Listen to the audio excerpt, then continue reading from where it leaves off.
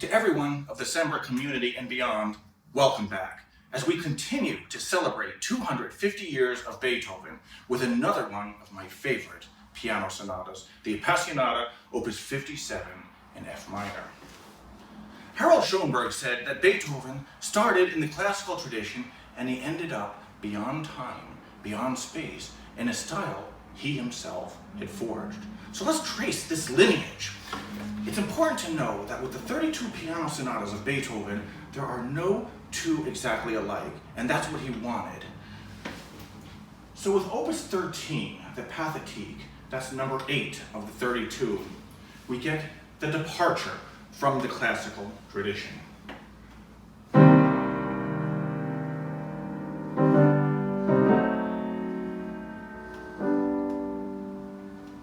Later, we get the Moonlight Sonata, Opus 27, number 2, and that is number 14 of the 32.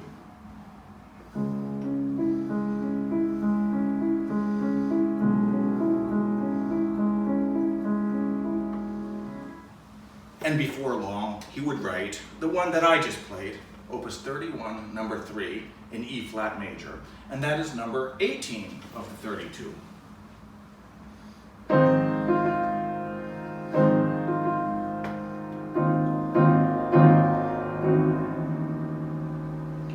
And then Beethoven would write his biggest piano sonata yet, up until that point in time, the Waldstein, Opus 53, and that is number 21 of the 32. He called it his Grand Sonata in C major. Notice it is full of life and full of vitality.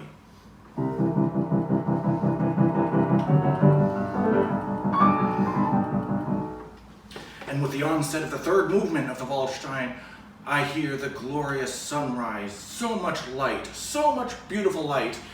And then we get our featured work, which is the Waldstein's equal and opposite. It is everything that the Waldstein is not. It is Beethoven's darkest sonata ever. It is the Appassionata, Opus 57 in F minor, and that is number 23 of the 32. About Beethoven's Appassionata, he himself called it his greatest sonata. It is the most extreme sonata of the time, and never again would he write a piano sonata for 5 whole years, because he absolutely exhausted the genre as he knew it. The opening is ghostly and mysterious. 2 octaves apart, notice there's a certain emptiness to it.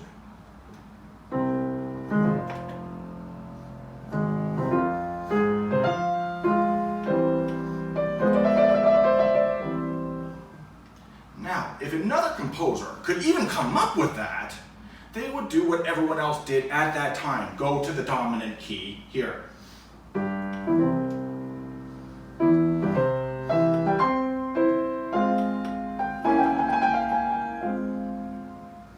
But of course, that's absolutely what Beethoven does not do. Let's hear what he does.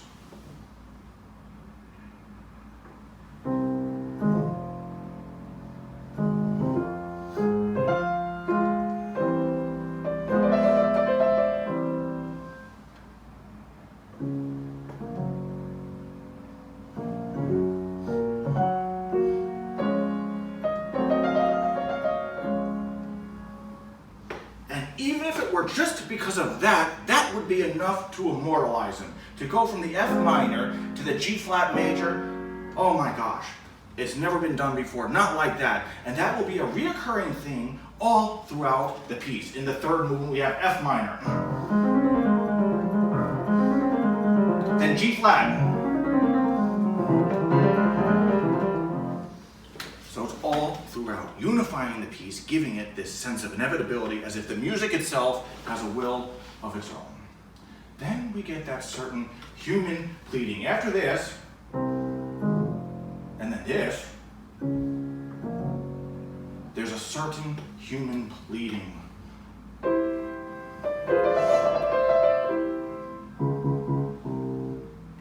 Now about that motive.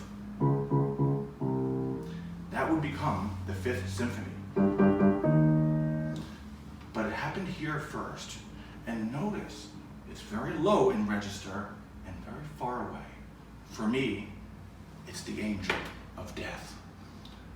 And whether you see the angel of death distant in the horizon, or he's right up close to you, gently tapping on your shoulder,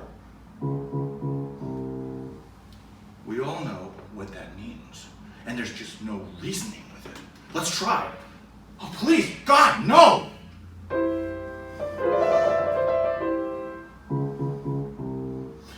With more intensity, I'll plead.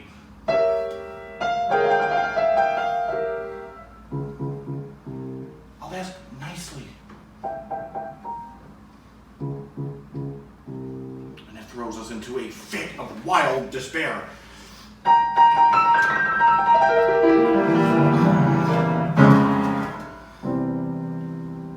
And that, ladies and gentlemen, is a fit of wild despair. Now, notice the violence, notice the rage. And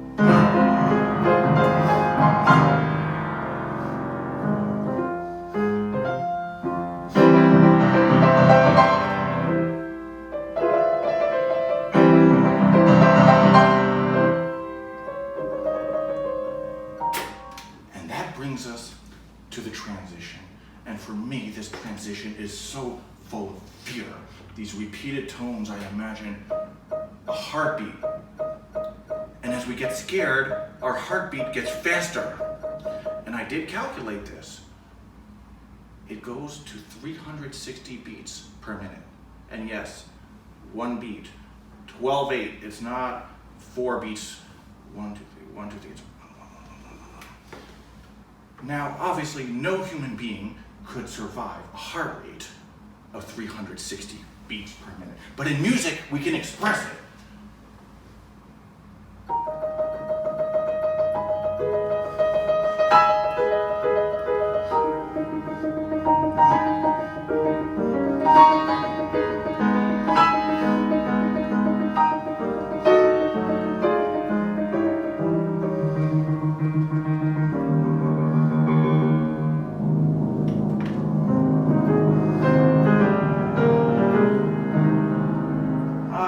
To the second theme, and it's another example, the miracle of thematic transformation. Here's the first theme, and here's the second theme.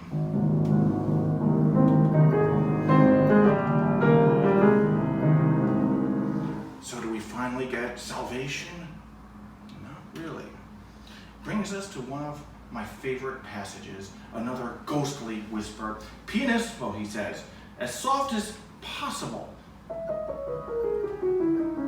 But as we get lower and lower, the piano naturally gets louder and louder because the strings get bigger. And it's more natural to do that, to crescendo into the wild storm at the bottom. I talked about these unnatural dynamics in the last one, where loud, loud, soft. Here it's bang! So what naturally happens, and a lot of people do it this way, is we're getting louder. And what a fury. But that is not what Beethoven writes.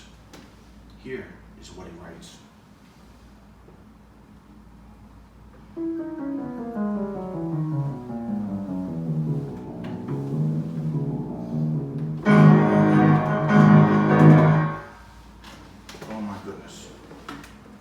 Nothing like it.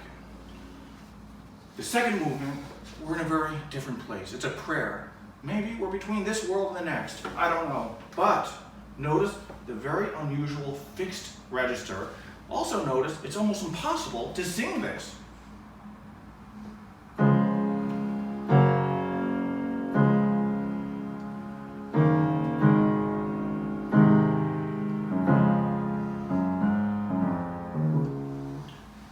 So whether we're talking about Debussy's Prelude to the Afternoon of a Faun, or Stravinsky's Rite of Spring, where instruments were put in unusual fixed registers, it all started here. Let's listen. Fixed register.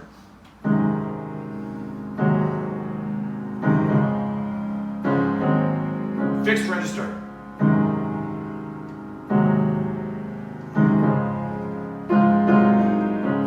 register.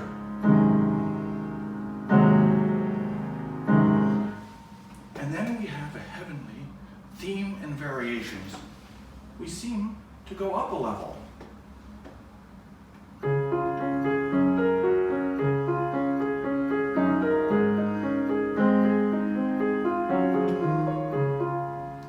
And maybe, like in Dante's Divine Comedy, maybe just another level up in paradise.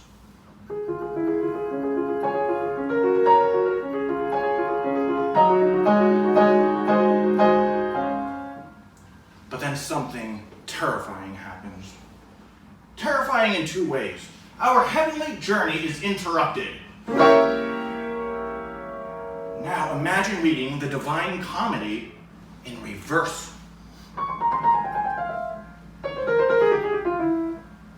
Even more terrifying is that we never go back. We never go back to heaven. We stay here. And we get 8 minutes of this.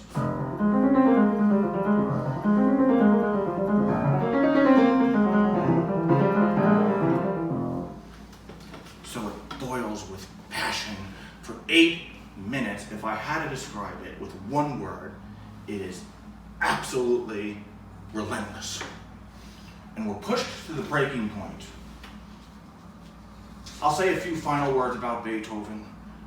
Beethoven was the single greatest disturbance in the history of Western music. He was a tormented soul. There wasn't anything he couldn't overcome, with one horrifying exception. And that horrifying exception would be the loss of his hearing. When Beethoven was writing this movement, he knew full well that it was just a matter of time he would be stone deaf. But he didn't go down without a fight. So ladies and gentlemen of the Sembrich and beyond, I invite all of you to join me to experience the complete Appassionata as the shroud of darkness will descend upon all of us. And as always, thank you for listening.